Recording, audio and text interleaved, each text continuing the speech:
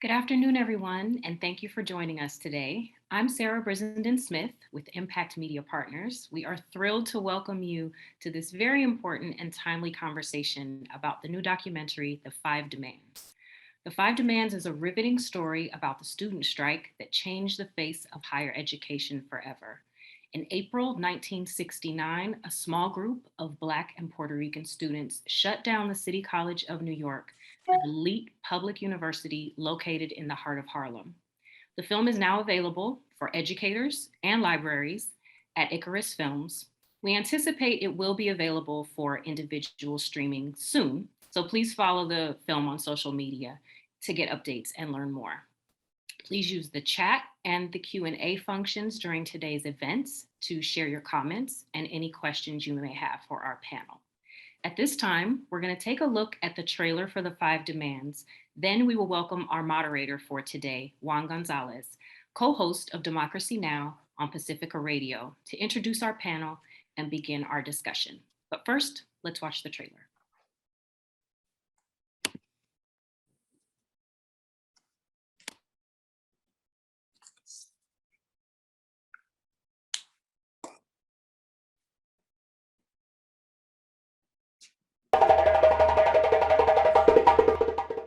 The first thing that struck me, coming through Harlem, surrounded by Harlemites, my folks, and then entering the college and finding there weren't any of my folks. We had to have a strategy on how to open the doors for more people like us. Black and Puerto Rican students chained the gates to City College of New York, closing it. We shall be free, yeah. We shall be free. Everybody gonna get together and walk like you and me.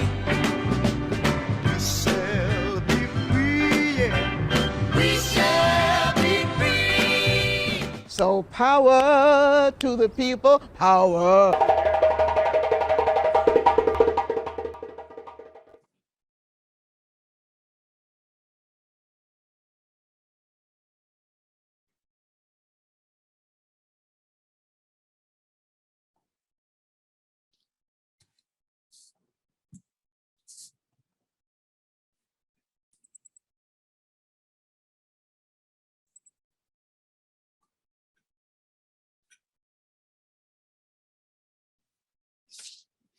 Are we on? Well, I want to welcome everyone to this activity today. My name is Juan González. I'm the co-host now for the last 27 years of Democracy Now!, the radio and TV show. I'm also a senior fellow at the Great Cities Institute of the University of Illinois, Chicago. So I'm here from Chicago, and we have a great lineup of guests from all around the country, and I want to introduce our guests and then begin a conversation about this terrific film, which I just actually saw a couple of days ago. We have, first of all, Randi Weingarten, who I've known for many years. She's the president of the American Federation of Teachers of the AFL-CIO, which represents 1.7 million teachers, paraprofessionals, and school-related personnel, higher education faculty, nurses, and healthcare professionals, as well as local and state government employees. Before she became president of the AFT, she was for 11 years president of the United Federation of Teachers, Local 2 in New York. That's where I knew her when I was a reporter at the New York Daily News, and often talked to Randi about education issues. And she is a tireless advocate for public education and also a member of the Democratic National Committee.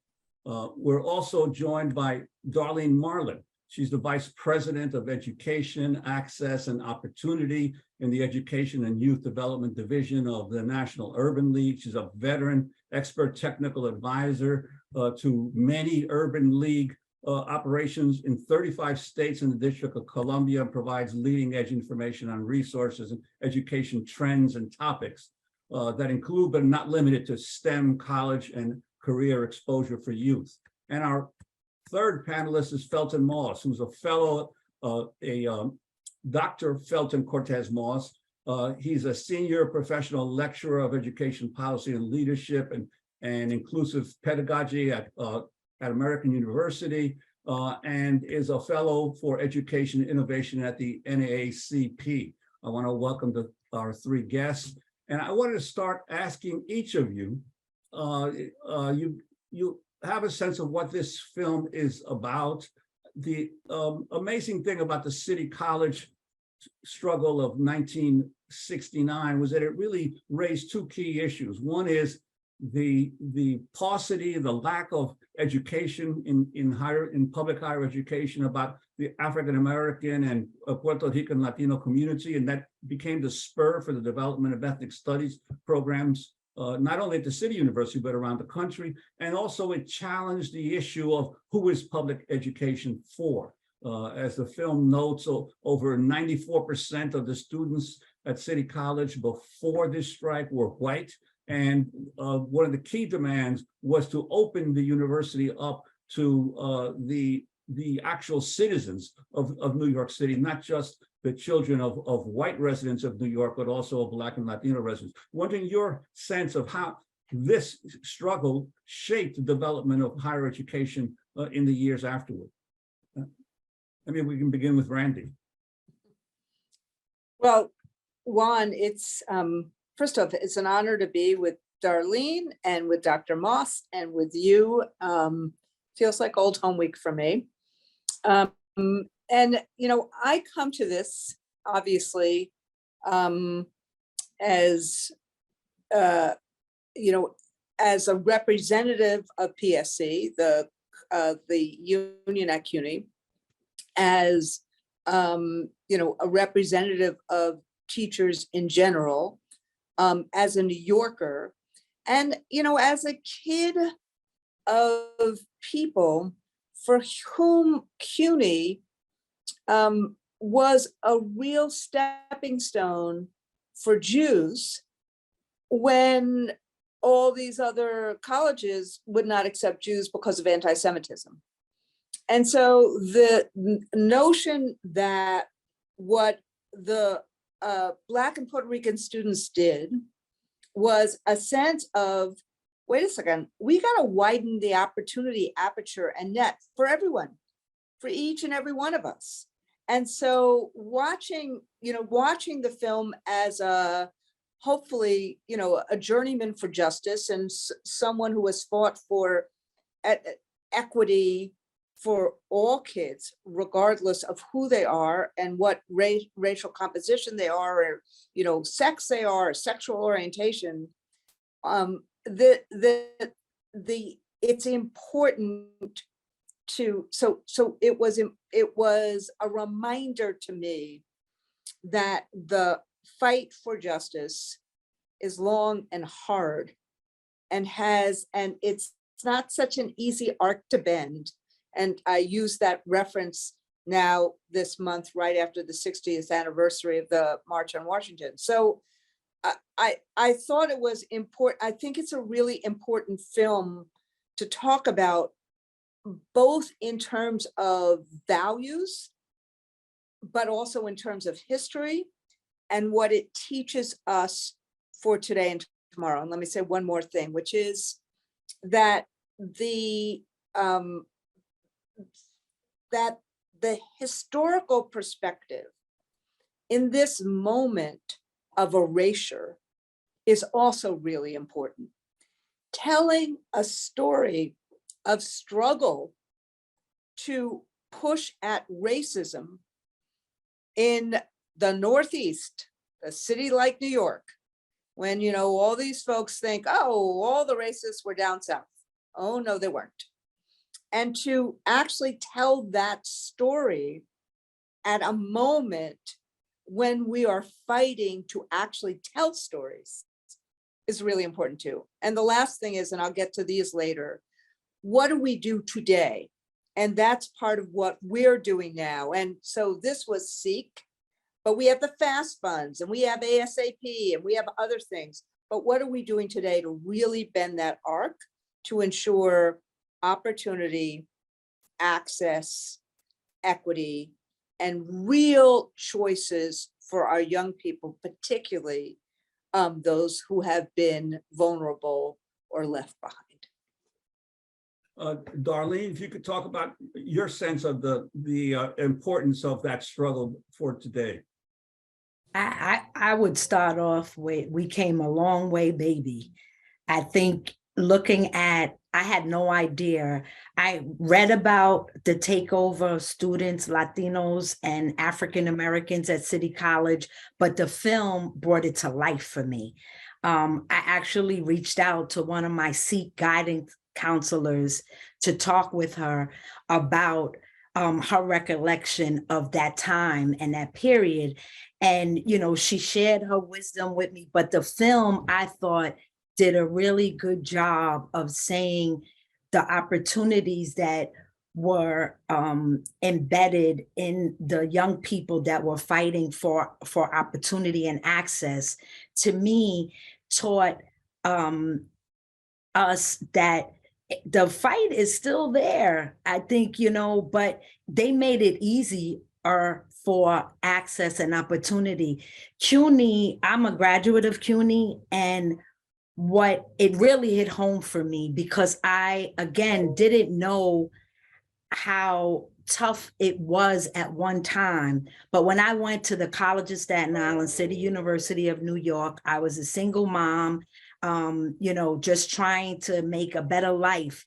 And what I found at CSI was a wealth of people that looked like me, highly educated, willing to coach me and invest and mentor me in the Seek program.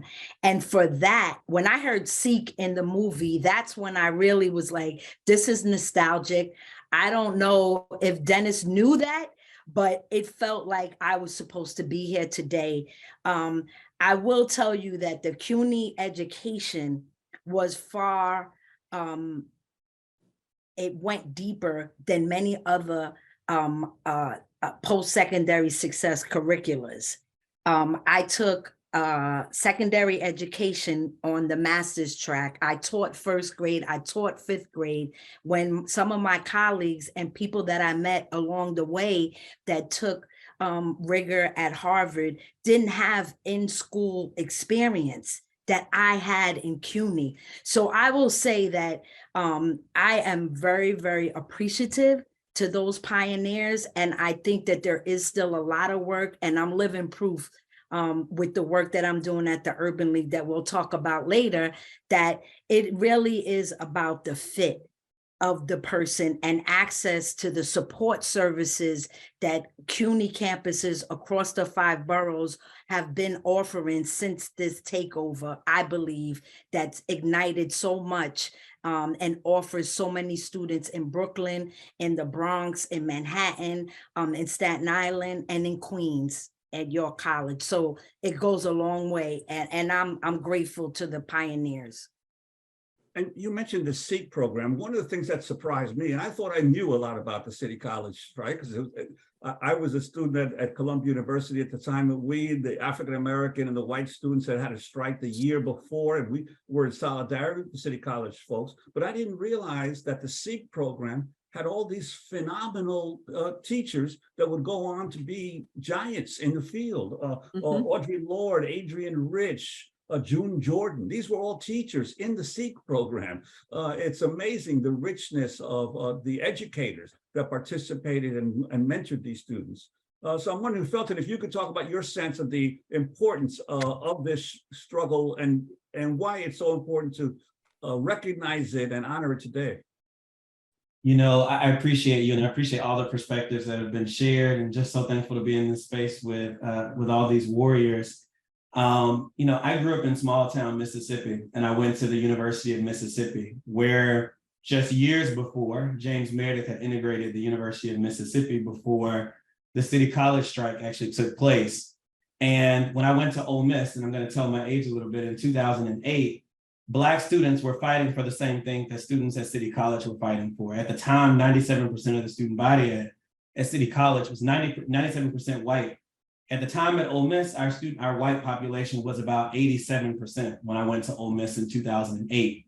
And I remember Dr. Charles Ross got a group of other students together, and we had been complaining about the ways in which the university was not able to support us. We didn't have a center that would focus on our work, that would not focus on cultural studies. They had not invested in African-American studies programs and the like.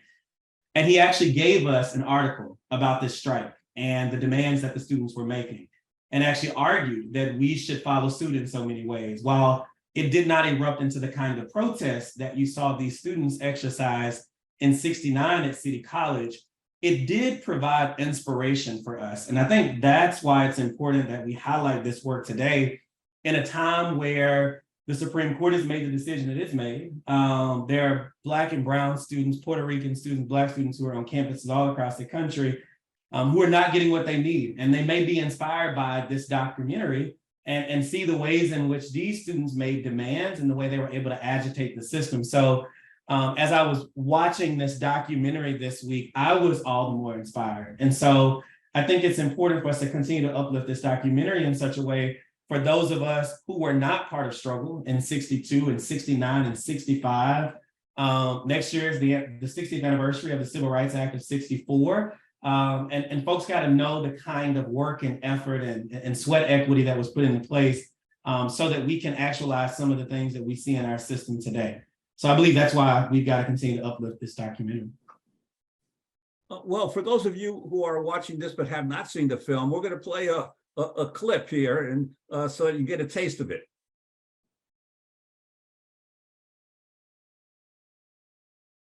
I grew up very poor and very working class.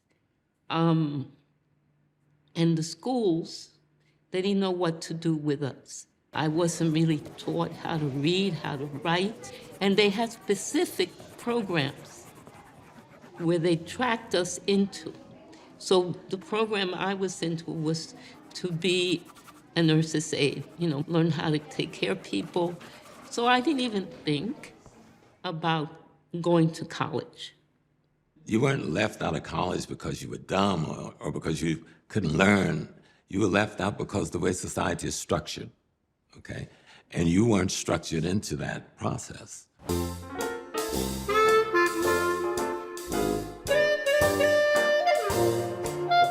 It's actually quite un-American. You have people who have been here for 400 years.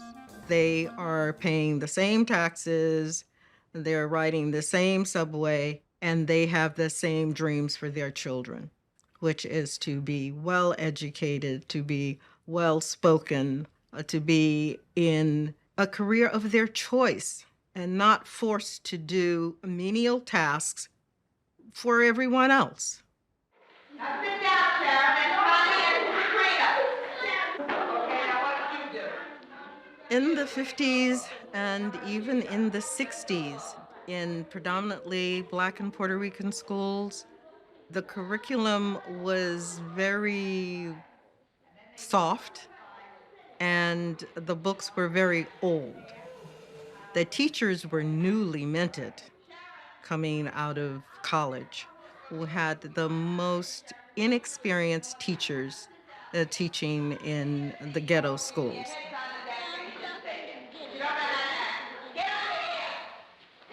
Get over there and sit down. Sit down. Wait. 5, 10, 20, 25, 30. And everybody sit there. Everybody. Straight up. Down. Get over and sit down. Time to straight up, sit down.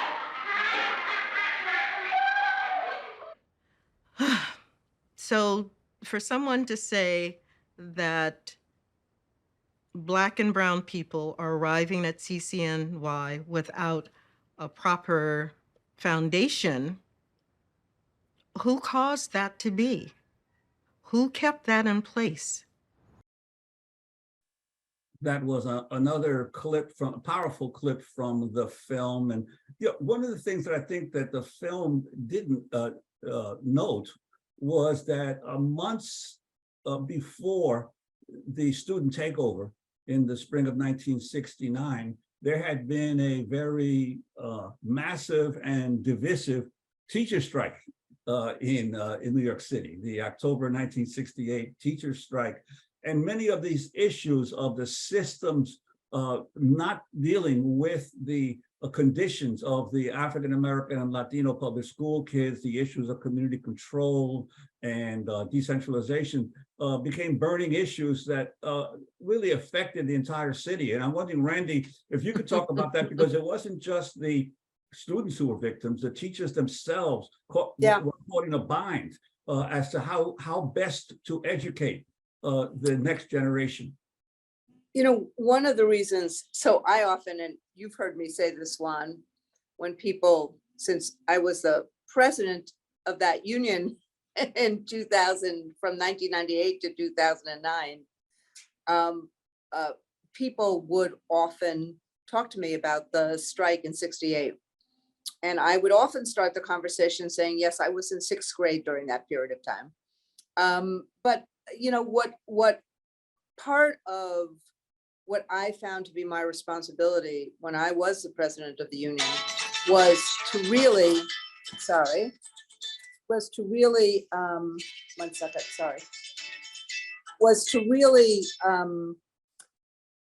try to bind people together, as opposed to refight what happened in the 1960s. I can't, you know, and I am very, very, very mindful these days when extremists start using the division of teachers and parents, what the harm is when they do that. Because when you have two communities who are unempowered fighting with each other, you saw that clip of that teacher in that clip. It was terrible for me to watch. But that teacher had no experience in terms of how she dealt with classroom management. And what would happen is that you had two sets of really important people, teachers and parents, who were pitted against each other instead of working together to actually fight for the resources that we needed to make sure all kids could thrive. Resources that, you know, finally came in terms of Title I, resources that we tried to get as the More Effective Schools program that got canceled because of budget cuts. And so part of what I think the learning has to be from that strike in '68, at least this was the teaching I took from it, was we have to work really hard to make sure we bring communities together, communities of color together with, you know, labor communities, and also make sure that our teaching force is reflective of the kids we teach. We need to actually see each other, and kids need to be seen for who they are in that beautiful mosaic of it. So I often take the lessons and try to keep the healing going, but also have that fierce urgency of opportunity off of what happened in the '68 strike. And I think, and sorry for my phone. Yeah, and one of the things that that the film does highlight is the impact on the Black and Puerto Rican students in terms of their increased militancy from the fall of '68, when they first introduced their demands to the City College administration, and their takeover in the spring of '69 was the assassination of Martin Luther King. And I'm wondering, Darlene, if you could talk to that, and Phelton as well, as how that the seismic impact that the assassination of Martin Luther King had on the movement for social justice in 1968 and '69. I'll go first. I think it definitely was significant. I think, you know, when Martin Luther King was assassinated, it changed a lot of households. We, people of color, you know, became disappointed. They believed that he was going to change in his peaceful approaches the way the country treated minorities. And with his assassination, it brought a lot of disappointment, and people took matters into their own hands, and there was an increase in violence as a result. I think for me, that clip is extremely disturbing. I think that to Randy's point around, preparedness, in my teacher instruction, there were a lot of young Caucasian future teachers that had no idea the complexity that many of these young children were experiencing. What I saw in that clip also was more about, and I'm sorry, Juan, I have to let out my observation of that clip, because I think it really was no one's fault, but there were other kids that with their hand raised that were still engaged. And there was so much taken out of the teacher for the one student that, clearly had other things going on with him that was very difficult, and the pressure on her was unbelievable. And who's learning in an environment like that? At the end of the day, if the whole day is set up like that, where she's fighting with one student the whole day because he's not respectful, how are the other 20 children going to learn what was on the aim for that day? So I think, and I don't think it's very different. We're still experiencing the same thing.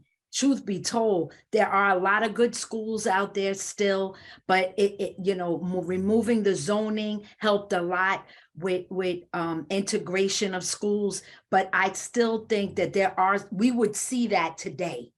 That's what is sad about the story, because teacher preparation needs a makeover too. We need to be not social workers, but we also have to be equipped with mental health strategies to understand what some of the complexities of the students' experiences socially and emotionally. And I don't think we're touching on that as much as we would. But just to circle back, Juan, I believe a lot of people took matters into their own hands, and families still fought for their place at the table, but it was different after Martin Luther King was assassinated. I don't know, Dr. Moss, how you would feel about it, but I think people took matters into their own hands after that. I think you're right, Darlene, in that people responded to the matter of the day, and the matter of the day demanded the kind of response that they got, right? And so this definition of militancy and describing these students as militant has for so long been a tool of white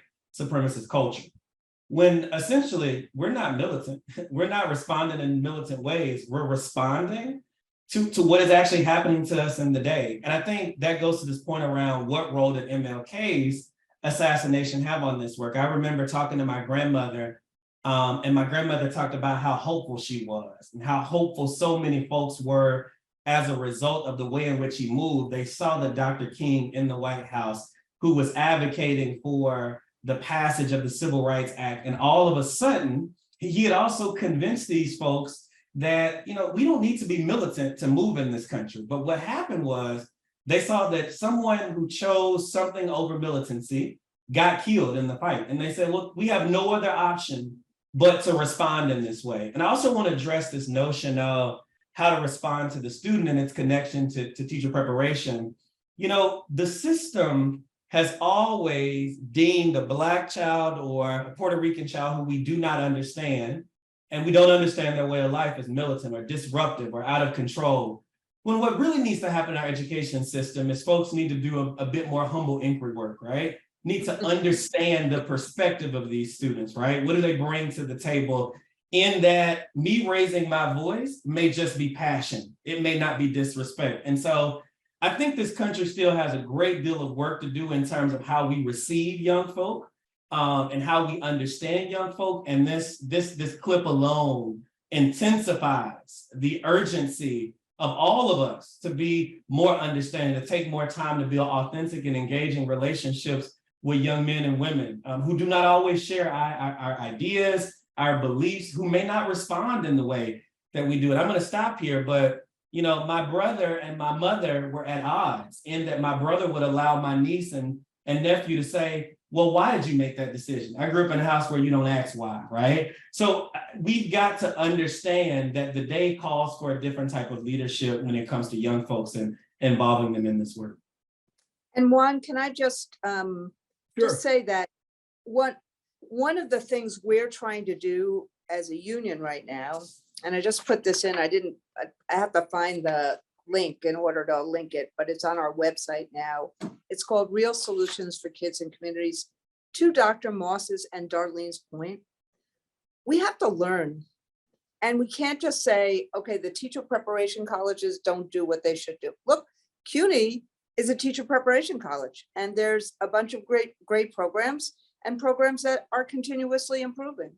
But what we're trying to do now is, how do we actually help, to Dr. Moss's point, really see kids? How do we wrap services around? How do we have the kind of education for all kids that are hands-on, that are experiential, that are fun, that are cool? How do we also make sure that we're helping teachers help kids with literacy? So as others are banning books, we're giving a whole mess of them out. We've done 9 million already. We're going to do the 10th million this year. But we're also making sure that teachers understand the science of reading so that they're not left out there trying to do it by themselves. And so I see that as part of our responsibility, not just to say to an administration, you do that, but that's part of the union's responsibility to actually help connect parents and teachers together and kids together to meet kids' needs, to come up with the strategies that actually address this work going forward, not just to complain about it. Okay, let's see another clip of the film, see what conversation it sparks.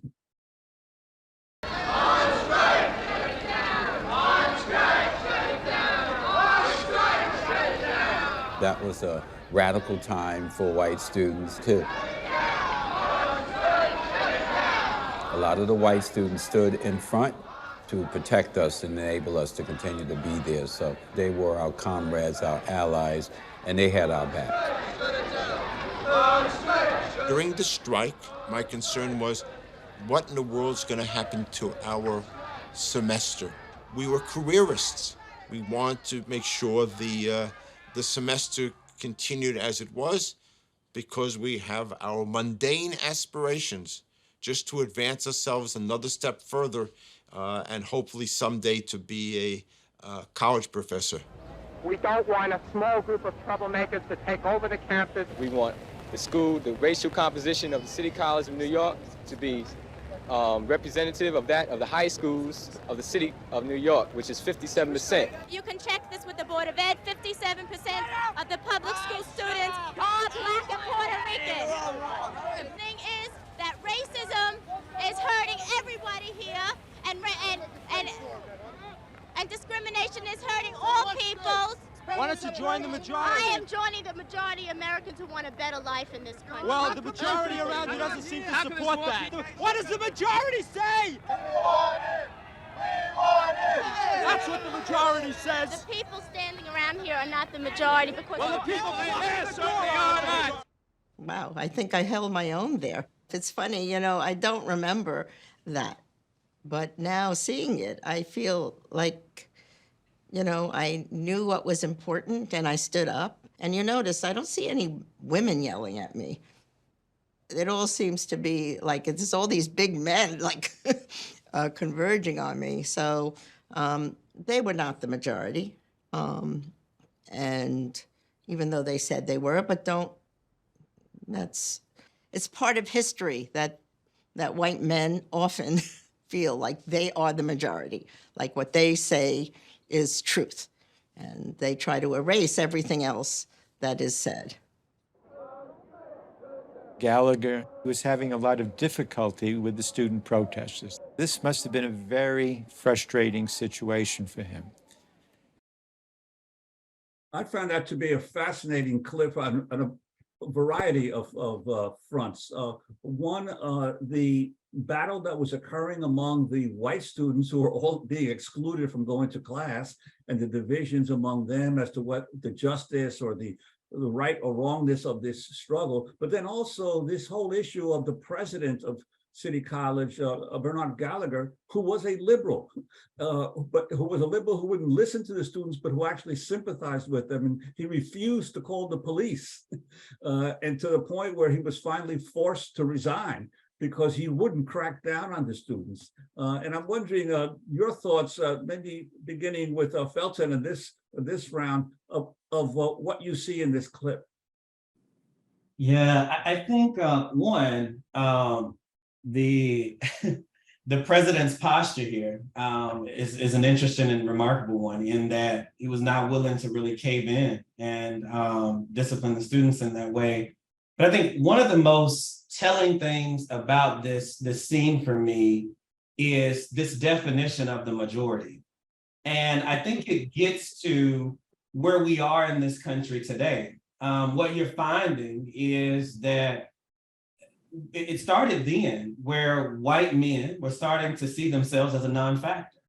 And they would begin arguing in some of these spaces that this is the majority opinion. And what that was signaling is that what women thought, or what Puerto Ricans or Black folks actually thought, was actually relevant, and that it mattered not in the system. And so this argument that you see at play here, which is really not an argument around of what the majority wants, is something that we're seeing manifest itself today. It's part of the "we want our country back" movement, or "we're taking back our country" movement that started long ago. But I think what you saw in this video and across this documentary, and I want to connect this to our work at the NAACP before I move on, we have our Diversity No Matter What pledge that is talking about protecting diversity in higher education.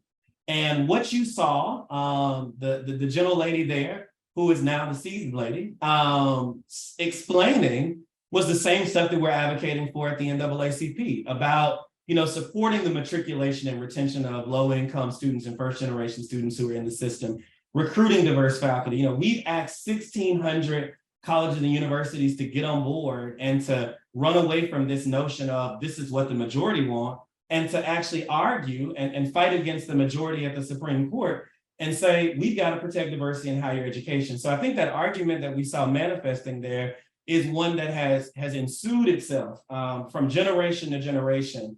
And it is what is caused a problem in this country. Darlene? I agree with you, Dr. Moss, 100%. And I started with, we came a long way, but we still got a long way to go. What I saw in that clip was anger.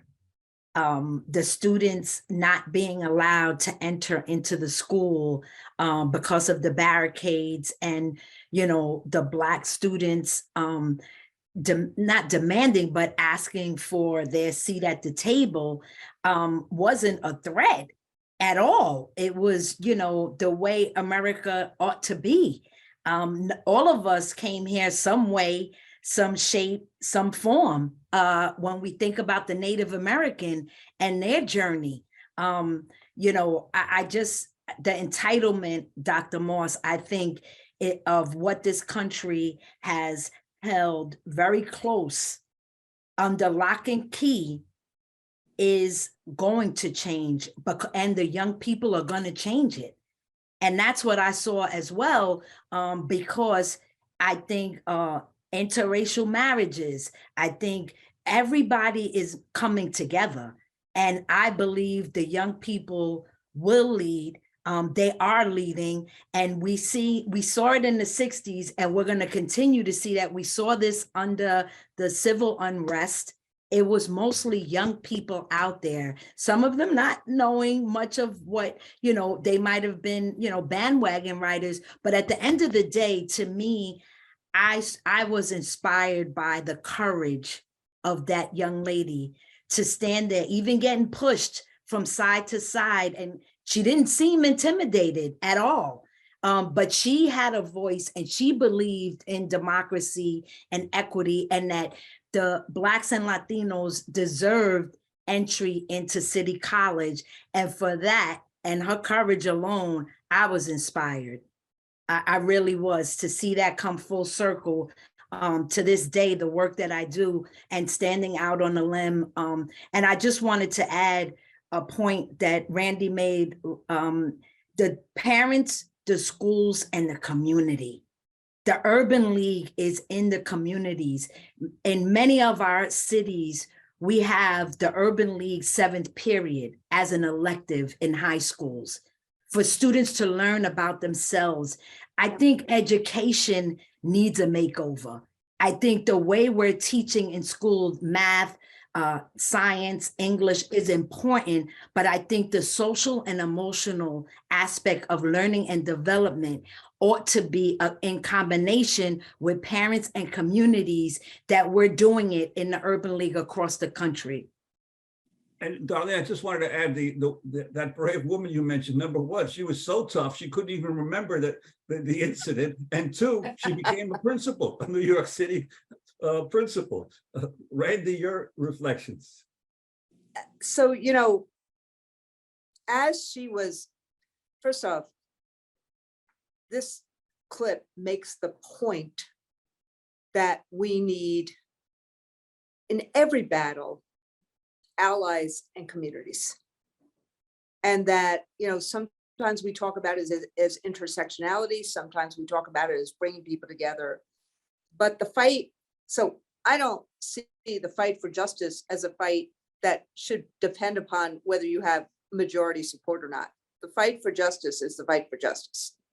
And sometimes you have to convince the majority in the fight for justice. In some ways, sorry to put the AP social studies hat on, that was Madisonian democracy, which is majority rule about lots of things, but on justice and equality, not that our founders were so equal, but there was a sense that we need to make sure the rights of the minority are upheld. But the point of the students outside of the strikers making sure that we had each other's back, that is the motto of the labor movement. And what's interesting, and I think Dr. Moss said this, you know, when you start thinking about kids, right now, the people who are most in support of a labor movement are young people. 88% of young people want to have a labor movement. Actually, the labor movement is very cool right now, and there's been a lot of strikes this summer, but there's this sense of the struggle together. And every time, whether it's an issue on class, on strikes, or an issue in terms of trying to move a social or economic agenda, we have to convince people about the righteousness of the cause. And we will sacrifice. And that's part of what we saw there. And part of the sacrifice was a president of the college who couldn't be heard to advance the students' interests, but did what he could. And it gives me and leans back to Isaiah, which is, and sorry, I'm married to a rabbi. I'm a gay woman married to a rabbi. But if you think about Isaiah, and this is what I think about what the principal was saying too, every one of us has to do something. And she was doing something, and others were doing something. And when you have everybody doing something, we can't all do everything.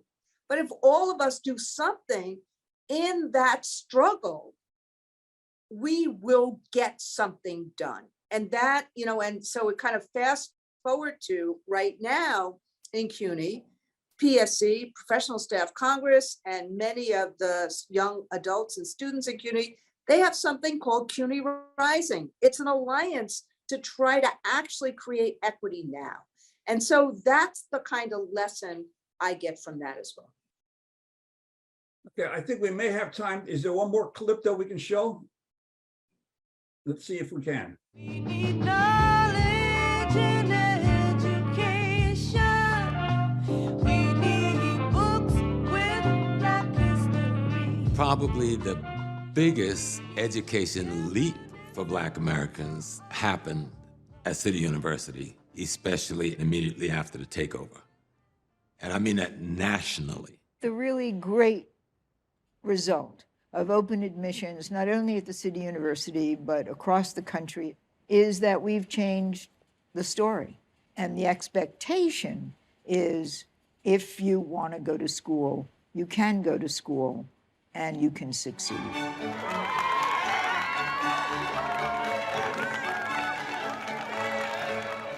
It is an honor for me to stand in front of you today representing the graduating class. I was born and raised in Yemen, and before migrating with my family to the United States, I couldn't have imagined attending college simply because we weren't allowed to. My sisters weren't allowed to, girls before me weren't allowed to. I fought to be allowed to pursue an education, for the right to be here. As I am sure all of you standing in front of me today fought for the same thing. We earned the right to be here.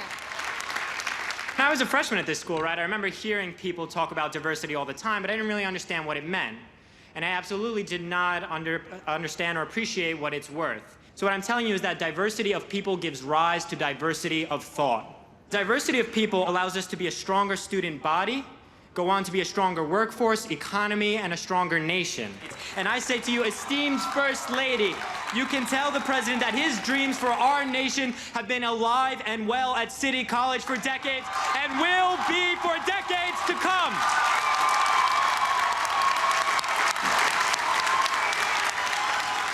There is a reason why, of all of the colleges and universities in this country, I chose this particular school in this particular city.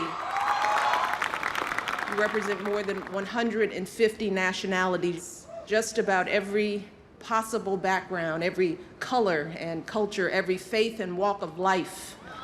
So graduates, with your glorious diversity, you all embody the very purpose of this school's founding. That was a very inspiring clip to see the results decades later of that struggle of 1969. But you know, even today, though, we're still facing the reality not only of the attacks on some of the gains of that period, but also the demographic changes. I think even today, although there are millions more African Americans and Latinos that are in college, I think the figures are that 26% of all adult African Americans have a four-year college degree, 24% of all adult Latinos, and something like 46% of white adults. So there's still an enormous gap in terms of college education. And in fact, for African Americans, the numbers attending college have been dropping now from, I think it's from 2011 to 2021, it dropped from 3.5 million to 2.8 million attending. So I'm wondering your sense for each of you in a few minutes that we have left, your sense of how are the changes roiling in higher education today? What needs to be addressed by those who are proponents and advocates of social justice and equality? And I guess we can begin with, why don't we begin with Darlene? I think the cost of attendance, it's really, really expensive. CUNY, my choice for CUNY, as I mentioned, was single parent household, 3 young children. But I knew education would open doors for me, and I wanted to empower myself. That's the reason why I went to CUNY. It was customizable for where I was in my life. But who knows how things could have turned out for me if I had access to Harvard, if I had access to Princeton, if I had access to a more prestigious, not to say CUNY isn't, because it has served me well, but the possibilities as the other choices could have been made. So I think the first and foremost is the cost. I think higher ed is struggling a bit. CUNY removed, SUNY removed, in-state removed. But if a student is really inspired to leave their state, it's almost impossible without a scholarship. The cost of attendance is really, really high for young people to explore all the possibilities. I think the work of the Urban League is really setting them up earlier to start thinking through and planning for college helps tremendously with the cost of attendance. The students enrolled in our signature program, Project Ready, are in 9th grade thinking about the college journey, career options based on their interests, skills, and workplace values. Do they want to work 9 to 5 or do they want to work for themselves? But thinking about that in 8th grade, you're likely to set yourself up for a plan that is likely to yield success. And I think those are some of the smaller things that I think the integration of K-12 with colleges and universities, those conversations have to get better.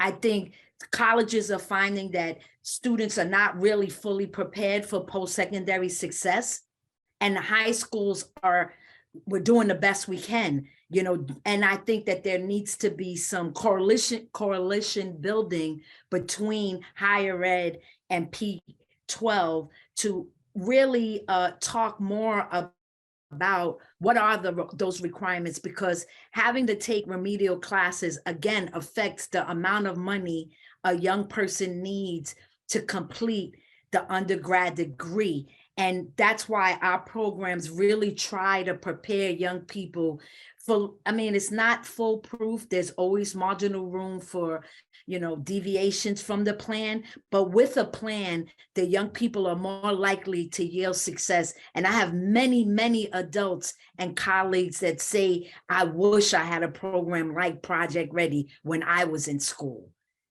And working Phelton? together with the schools, I think, is important. Thanks, Juan. Phelton, your perspective? Yeah, my perspective is I think we've got to do two things. One, we've got to eliminate racially biased entrance exams, right? And think of a holistic approach that really looks at every aspect of an applicant's background. If we're going to continue to see institutions look like City College, Michelle Obama spoke about what it looked like, what the institution looked like. We saw the diversity of over 150 backgrounds represented. So we've got to get rid of that. And I think the final thing we've got to deal with, that's another policy perspective of mine, is that we've got to end the utilization of legacy admissions if we're going to ensure that institutions are able to protect diversity in higher education. I think those are the two things that we've got to do. We've got policy tools now, not back then, we didn't always have the policy tools we need. And so today we've got two clear policy tools that I really think that need to be employed in order to protect diversity in higher education. And Randi, I know you've been pushing several things to address some of these problems, the Education New Deal, the cancellation of student debt. Yeah. Could you talk about some of those? So I would say, without being, Debbie Downer, we got to do a lot of things in terms of higher education. 60% of the kids who graduate from high school don't go to college. After everything that we've said for all these decades, which is part of the reason why I think we now also have a cultural war. Can you believe there is a cultural war against knowledge? Against knowledge.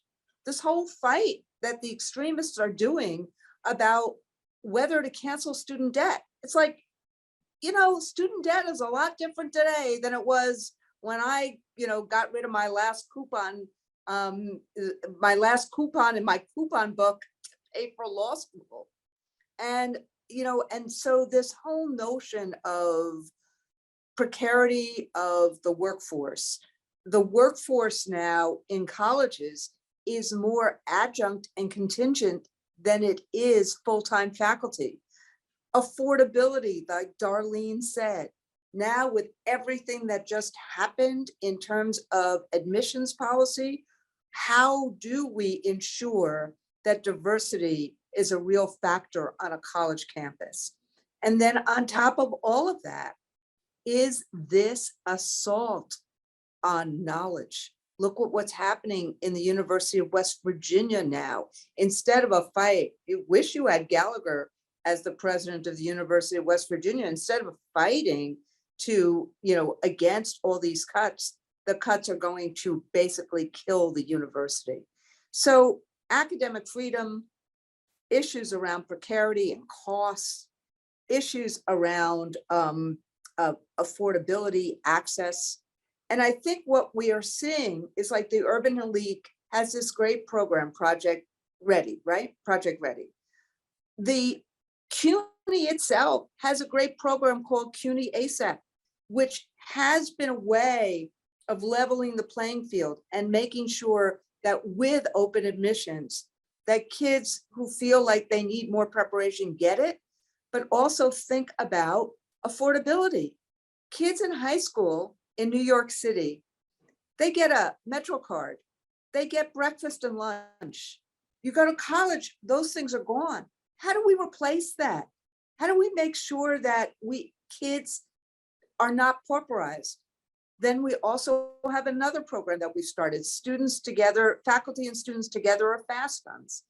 But all of these things are drops in the bucket in terms of a holistic approach to say, every single kid in America, Black, brown, Asian, gay, white, regardless of religion, regardless of where they started, shouldn't we make sure there is a path that they choose, career or college or both, and make it affordable and accessible? And that's what I think we're all saying. And college is a piece of that. But how do we make that happen for every kid? That, I think, is our fight. And in some ways, the 5 demands showed how to do it at a period of time in the 60s, and it should inspire us for what we need to do in 2023. Well, I think that is a fitting way to end this discussion. The hour is up. I want to congratulate the filmmakers for a terrific film. Those of you who are watching, spread the word, to tell fellow educators to get a copy of this film. And I want to thank Darlene and Phelton and Randi for a delightful conversation. And have a great rest of the day for all of you. Thank you, Juan. Thank you, Juan. Thank you, Phelton. Thank you, Darlene.